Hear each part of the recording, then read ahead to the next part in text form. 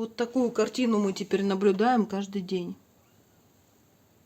Причем я ее кормлю, но ей этого мало. Она прям ломится домой. Вот по этим бедным нашим шторам, которые висели, никого не трогали, жили себе прекрасно. И вот теперь она их практически все разодрала. Подружка эта. Ну, ломится, вот она в квартиру. Вот хочет сюда и все.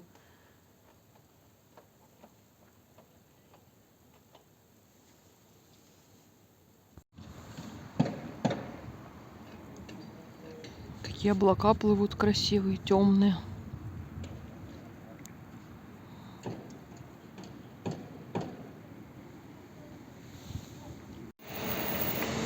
Какая елочка красивая. А мы идем сейчас в Токиянку в магазин за минералкой, за князем Милошем. У нас запасы закончились водички. Мы обычно всегда покупаем, чтобы у нас стояло там бутылок 8 хотя бы в запасе. Вообще, если бы у нас была машина, то мы бы ее брали в Лидле. Потому что в Лидле там вообще упаковка продается, там, по-моему, 6 или 8 бутылок. И получается очень дешево. Одна штучка выходит. То надо брать прям упаковкой. Ну, без машины, конечно, и оттуда тащить неудобно. Погодка сегодня у нас, конечно, сырая и пасмурная, но не холодно. Где-то градусов 12 есть. Вот этот магазин, Токиянка.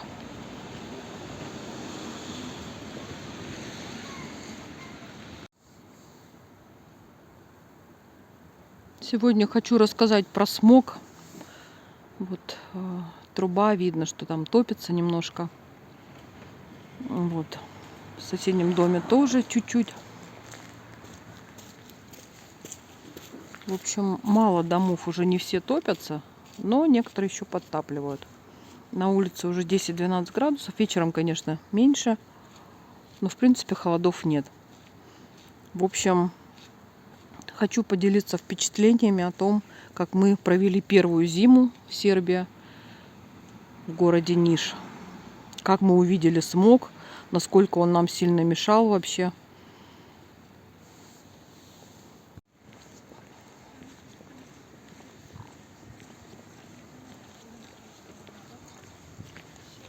Мы пойдем сейчас сходим в китайский магазин. Я вчера еще земли докупила. Мне нужно прикупить кашпо. Вот, в общем, сходим еще купим. А потом еще в центр планируем прогуляться.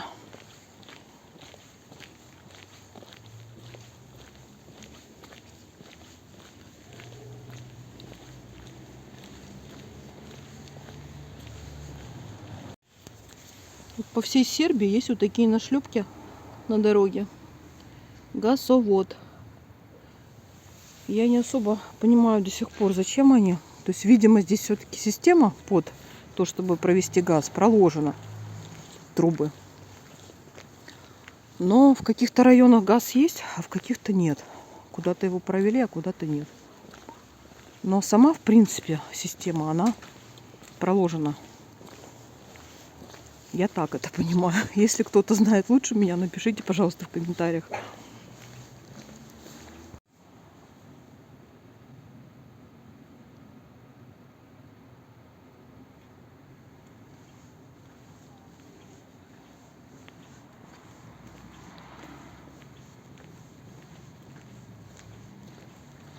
Что-то как-то уже темнеет. Но вообще сегодня день пасмурный. О, какая большая собака там. Страшная, черная.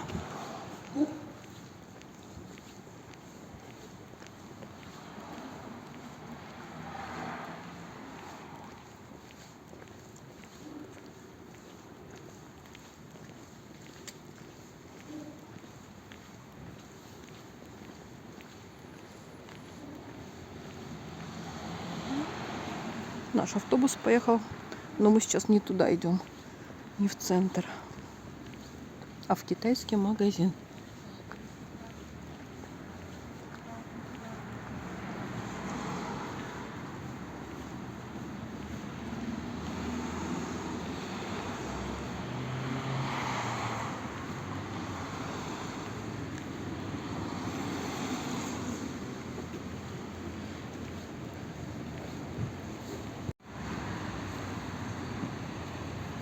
Небо сегодня необычное, интересное. Но дымка какая-то. Туман или что это? Но явно не смог. А то сейчас начнут писать сразу смог. У нас смог. Если вернуться к теме о смоге, в этом году был, наверное, в общей сложности дней 6, может быть 7 за все время зимы. Сейчас еще отопительный сезон, конечно, не закончился, немножко подтапливают, но не сильно.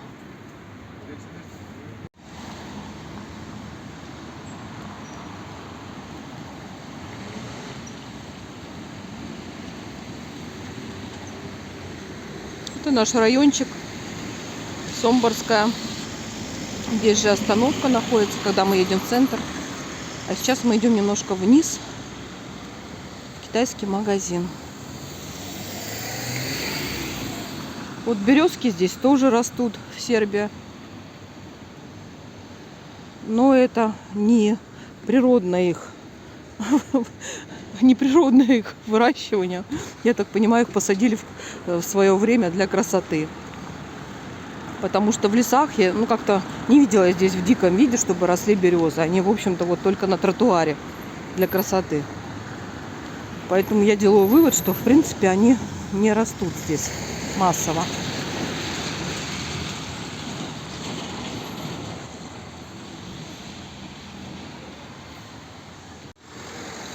Вот опять беда.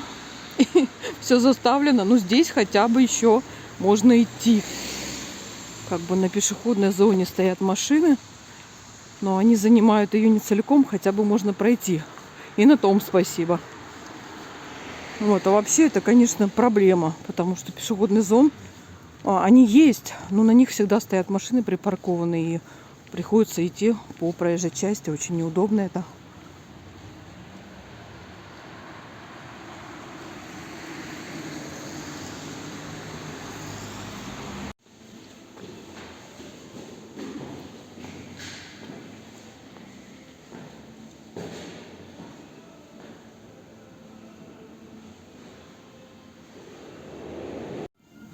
Так, мне нужно кашпо, вот такие длинные.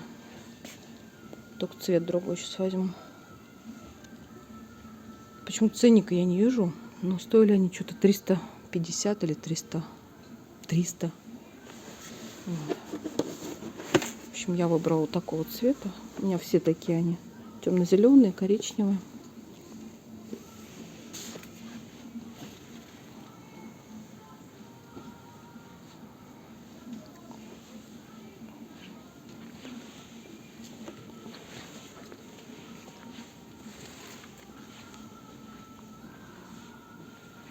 Да вроде бы нам ничего и не надо больше.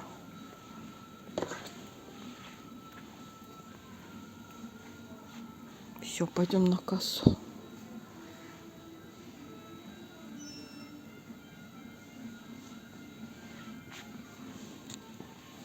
О, какая штучка интересная.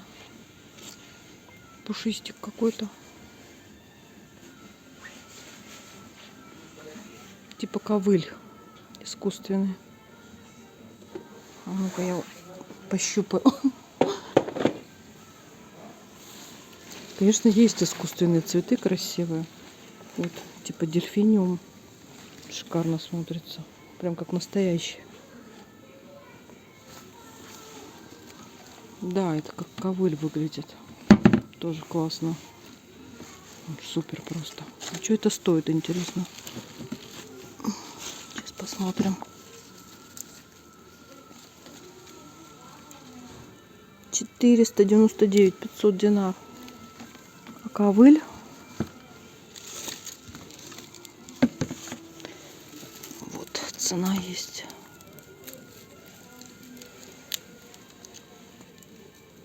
$388, кажется. Ну, в общем, нормально. В общем, можно собрать такой искусственный, красивый композицию, букетик. В общем, я переврала все слова. Можно собрать красивую композицию из искусственных. И мандаринки супер. Я, конечно, не люблю искусственные цветы, но здесь есть такие интересные, когда можно реально собрать прям как настоящий букетик. Ладно, в общем, я прикупила кашпо. Пойду выращивать настоящие цветы, а не искусственные.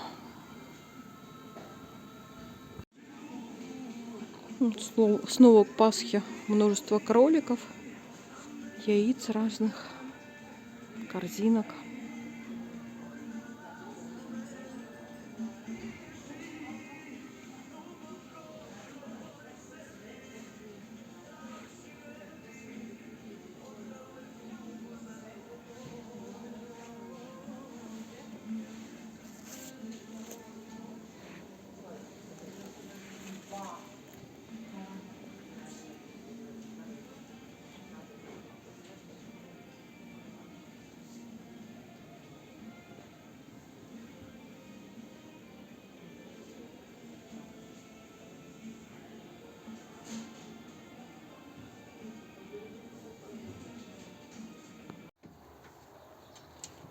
Всем доброе утречко. Только посмотрите, какое у нас солнышко. О, и подружка снова пришла в гости. Сидишь? Караулишь меня? Я ее уже покормила. Вот, в общем, у нас светит яркое солнце, тепло. Сейчас я посмотрю, сколько градусов. 14 градусов. И это только утро. Будет еще теплее. В общем, похоже, зима закончилась. Я надеюсь. Вот. Сегодня я расскажу, как мы перезимовали. В принципе, это наша первая зима была в Сербии. Поделюсь своими впечатлениями. О, какое солнце. Просто прелесть.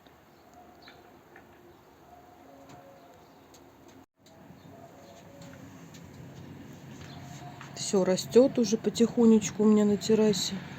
Розочки. Такие листочки. Хризантема.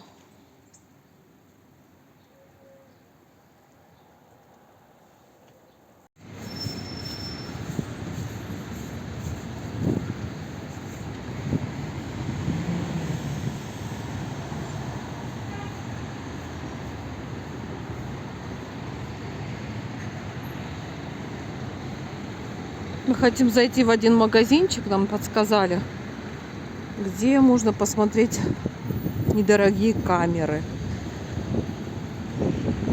Или дорогие, я не знаю. В общем, сейчас пойдем посмотрим, почем они там.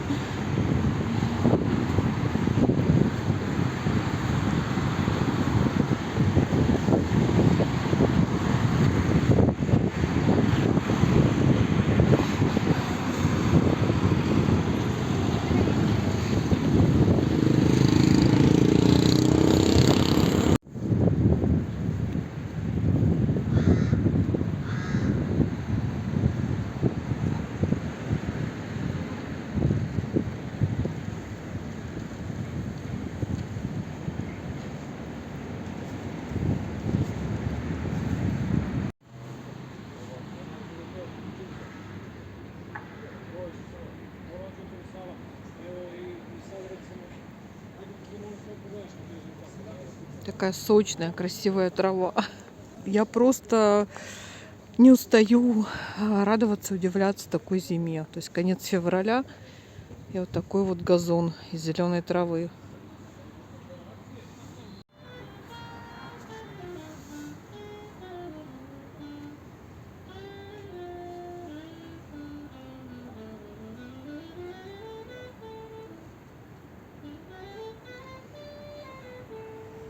Если вам слышно эту музыку, то это играет военный оркестр. Мы проходили только что мимо дома офицеров, и там вывеска была «Военный оркестр». Ну, это, конечно, не оркестр, а кто-то один из оркестра военного. В общем, занимаются, видимо.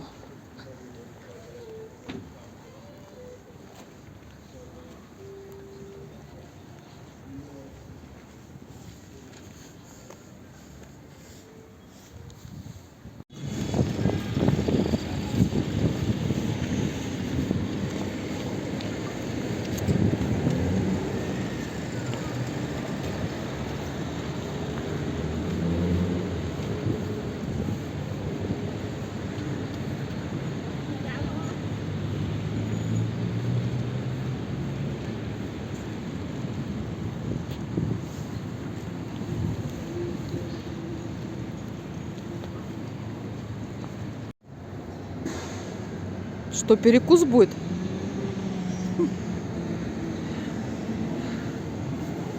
Снова вкусная плескавица.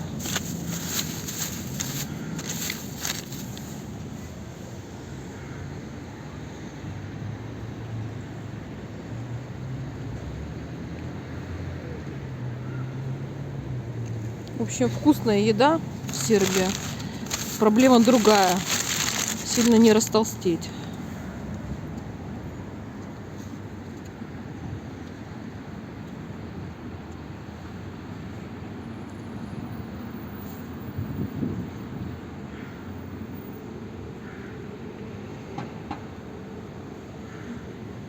Какие-то ромашки уже он красивые. Нет, вот это как раз на маргаритке. А может и ромашки. Но вообще не похоже на ромашку.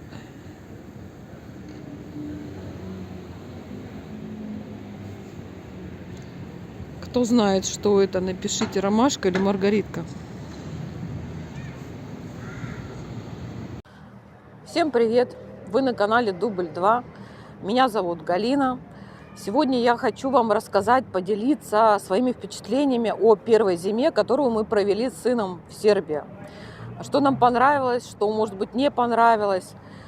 Это была наша, как я уже сказала, первая зима, и мы, в общем-то, переживали за нее, как будет зимой, так как у нас было отопление, которое непривычно нам. Мы впервые, в России не было такого отопления, впервые мы столкнулись с таким отоплением.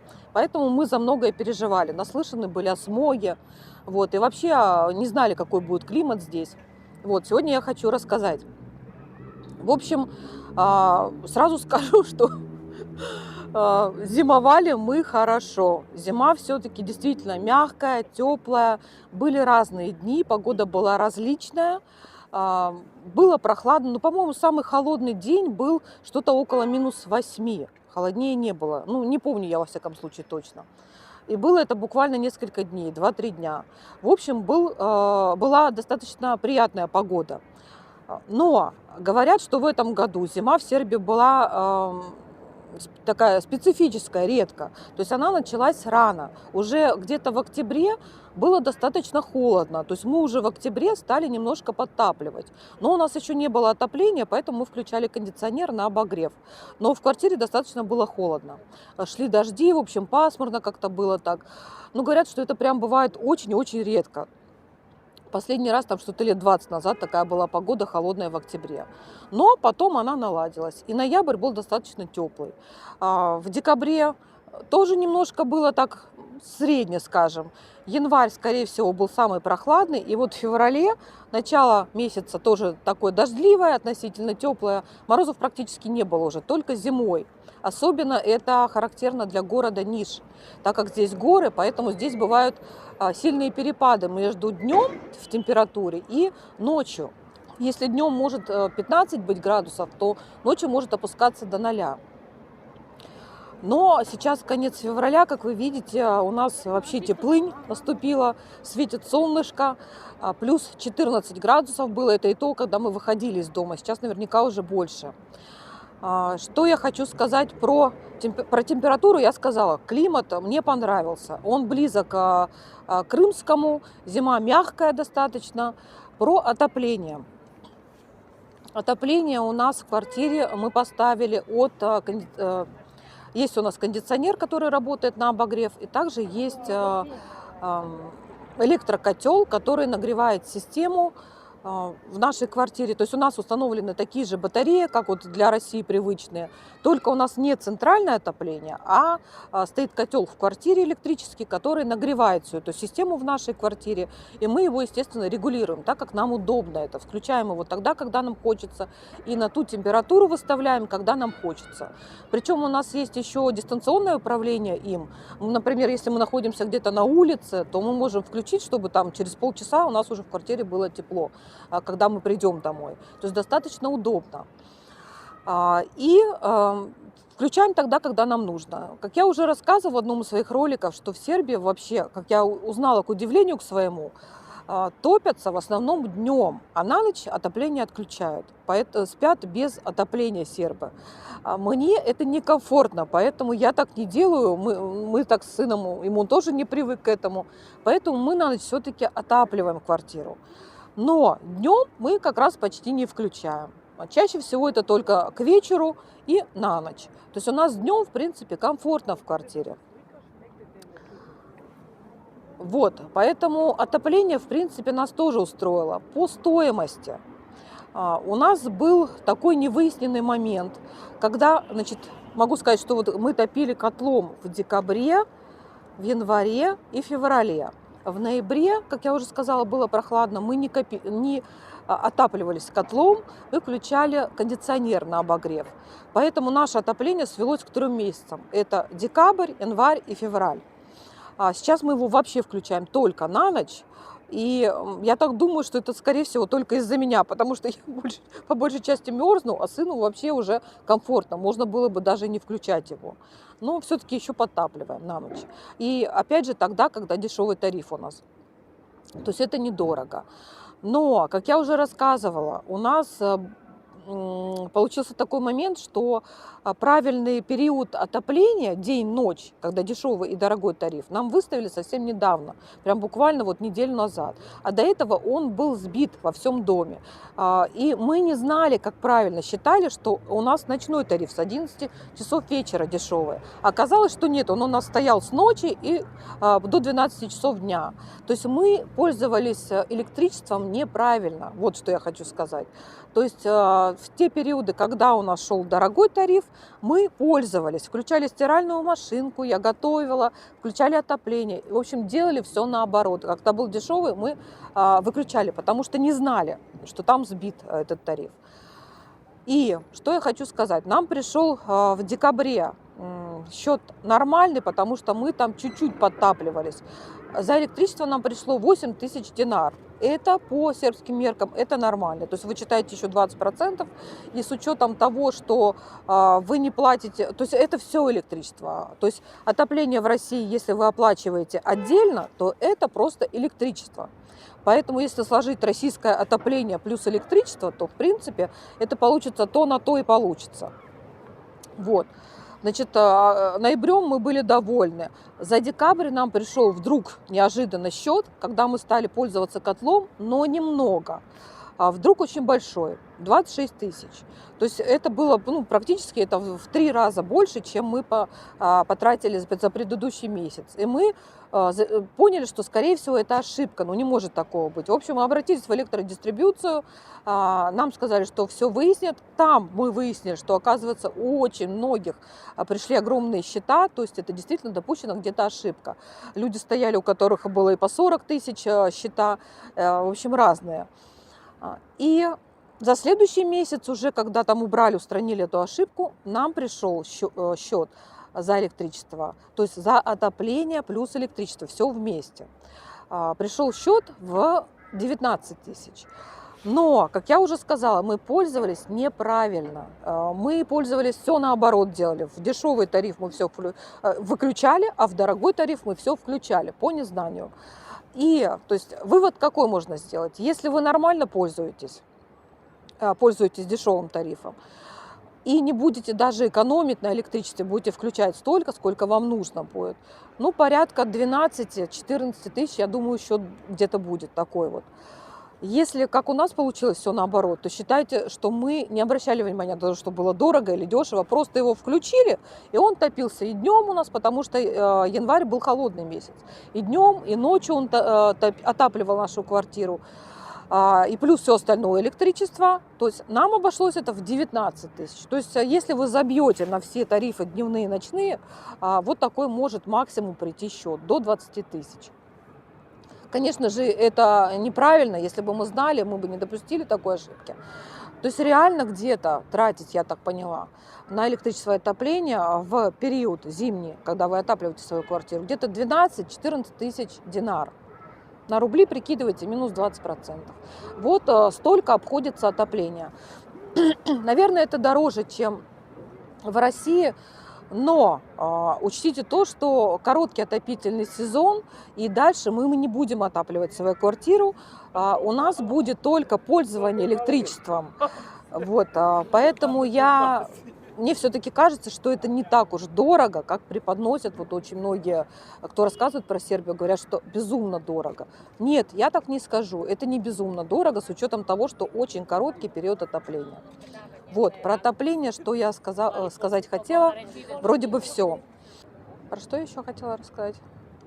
Ну, конечно же, как оказалось, когда мы переезжали в Сербию, я не знала, что такая может быть всеми востребованная тема, как смог. Вот, честно, насчет этого даже не узнавала много про смог, когда мы переезжали сюда. Я слышала, что такое есть, так как печное отопление, но то, что это прям проблема, я об этом даже не думала, вот честно скажу. И поэтому, когда мы приехали сюда, я тоже думала, а как вот интересно это будет все выглядеть, насколько это будет мешать смог. Вот. В общем, на нашем опыте могу сказать, что в городе Ниш, там, где мы живем, а мы живем, у нас квартира расположена немножко на возвышенность. Как я уже говорила, в город Ниш, он как в виде Казана, вернее, правильно. То есть центр у него находится в низине, а дальше на возвышенности. И у нас вот в том числе немножко на возвышенность идет, там, где наш дом, там, где мы живем. Поэтому весь смог от частных домов, которые находятся рядом, он спускается в центр города. И это очень заметно на самом деле. То есть в один день, когда мы выходим у себя дома, мы не чувствуем смога, мы приезжаем в центр города, здесь смог есть, он ощущается. Поэтому очень много зависит от местонахождения вашей квартиры, где вы будете жить. Это прям, я бы сказала, прям самое главное. Опять же, окружение. Если у вас очень много частных домов, а в нише очень много частных домов, и они вплотную к вашему дому находятся, то смотрите, даже такая вещь важна, в какую сторону выходит труба в доме, который находится вплотную к вам. Потому что иногда бывает так, что прям из трубы дым идет практически в окна людям. Это тоже очень важно. Но это все можно пережить, потому что это бывает не часто. Это бывает иногда и то до момента, пока не развернулся ветер в другую сторону. То есть это какие-то мелочи, которые можно пережить вообще не критично абсолютно. В плане смога я могу сказать, что у нас в городе Ниш, я его ощущала, этот смог, примерно, наверное, дней 6-7 за всю зиму. То есть как он ощущается? В воздухе стоит запах костра. То есть чувствуешь, как будто бы рядом кто-то палит костер. Какие-то листья там осенние собрал, вот палит костер. Но в центре, как я уже сказала, намного хуже. То есть в центре даже есть такая дымка сизая. У нас этого не было. Но запах костра ощущался, да. И опять же повторю, за всю зиму, если собрать вот все эти 3 месяца, наверное, дней 6-7 были именно такие, когда это чувствовалось по запаху. Вот, несколько раз было, что мы среди ночи хотели проветрить, ну или там вечером поздно, открыли окно, и лучше бы не открывали, потому что запах сразу вот этого костра, вот этого от печей запах зашел в квартиру. То есть, конечно же, такая проблема существует. Но если вы выбираете правильное место вашего жилья, но хочу сказать, что мы случайно так попали, мы даже практически не выбирали. Нам просто понравилась чисто интуитивно эта квартира. Я посмотрела, насколько она будет жаркая, на какие стороны она выходит, сама по себе квартира. И плюс мы попали туда по стоимости. И, в общем-то, в плане смога нам просто повезло. То есть у нас удачное местонахождение квартиры. Поэтому могу посоветовать тем, кто планирует подбирать жилье, обратить на это внимание, потому что это очень важно. В общем, для нас смог оказался не критичным. Больше меня напугало то, что подписчики или просто мои зрители массово стали писать о том, что как же нам там плохо живется в Сербии, как мы там дышим вообще, что жуткие болезни вызывает смог и так далее. Жить в Сербии невозможно. В общем, было столько критики, что я просто не ожидала. На самом деле это не соответствует действительности, во всяком случае, нашему опыту. Я не знаю, может быть, есть места где-то в Сербии хуже, где смог действительно настолько критичен, возможно. Я говорю сейчас на своем канале только за свой опыт и то, что вижу я. Вот. Так что смог нас не напугал, все нормально. Зима, в общем, мы перезимовали хорошо, зима нас устроила, дороговато отопление, но в сумме, что оно составило 3 месяца, это будет вполне нормально. Если, например, в России отопление начинается с сентября месяца и заканчивается маем, то если сложить все эти месяцы, это обойдется не дороже. Вот, в общем, вот такие мои впечатления о первой нашей зимовке. Всем пока. Все.